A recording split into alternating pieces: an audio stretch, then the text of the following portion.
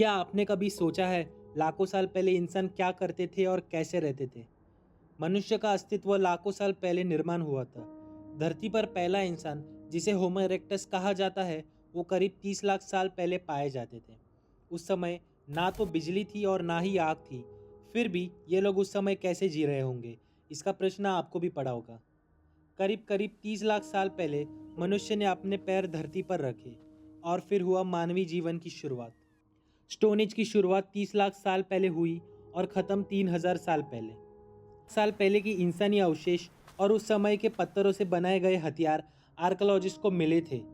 इसलिए इस दौर को स्टोन एज का नाम दिया गया। स्टोन एज 3 हिस्सों में डिवाइडेड है दोस्तों।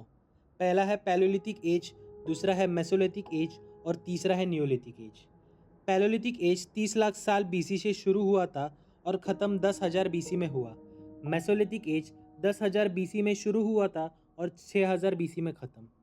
नियोलिथिक एज 6,000 बीसी में शुरू हुआ था और 1000 बीसी में ख़त्म हुआ था।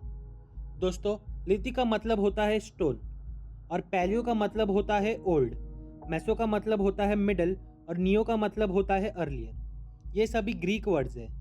इस वीडियो में हम पैलोलिथिक एज के बारे में बात करने वाले हैं। पैलोलिथिक एज 3 पार्ट्स में डिवाइडेड है, जो कि है lower paleolithic age, middle paleolithic age और अपर पैलोलिथिक एज।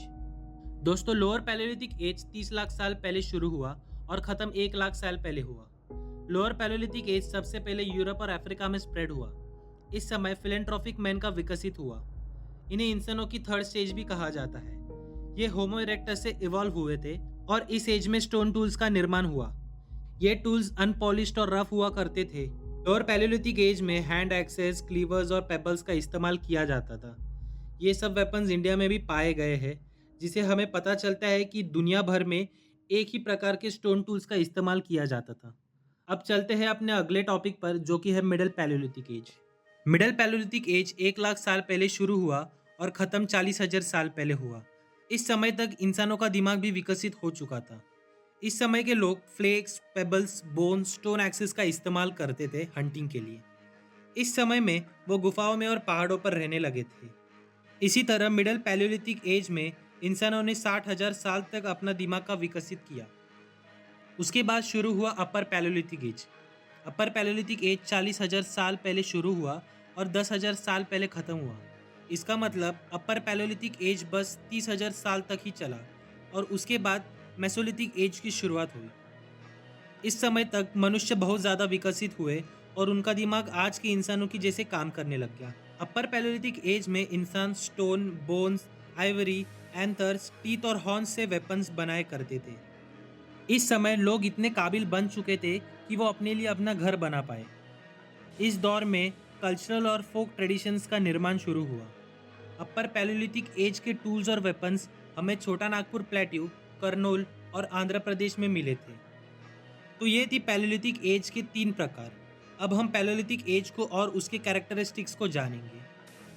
तो दोस्तों, पैलेयोलिथिक एज को ओल्ड स्टोन एज भी कहा जाता है। पैलेयोलिथिक एज वो काल भी माना जाता है जिसमें लोगों ने हंटिंग और फिशिंग करके अपनी ज़िंदगी गुजारी थी। जब पैलेयोलिथिक एज की बस शुरुआत हुई थी, तब होमो इरेक्टस के पहले होमो हैबिलिस हुआ करते थे। उन्होंने ही धरती पर सबसे पहले हथियार बनाने की शुरुआत की और इसी के साथ सबसे पहले स्टोन एज ईस्ट अफ्रीका में शुरू हुआ। पैलेयोलिथिक एज के स्टार्टिंग में ह्यूमन ब्रेन ज़्यादा विकसित नहीं थे। इसी के कारण वो खाना नहीं बना पाते थे। तो खाना नहीं बना पाते थे तो जिंदा रहने के लिए वो फल और पेड़ों के रूट्स को खाया करते थे। अगर भारत की बात की जाए तो इंसानी अवशेष 5 लाख साल पुराने हैं। इंडियन आर्कोलॉजिस्ट और साइंटिस्ट ये मानते हैं कि भारत में इंसानों का अस्तित्व 10 लाख साल से भी पहले का हुआ था, पर अभी तक उसका कोई एविडेंस हमें नहीं मिला। इससे हमें ये पता चलता है कि इवन इन लोअर पैलेयोलिथिक एज इंसानों का अस्तित्व भारत में हुआ करता था।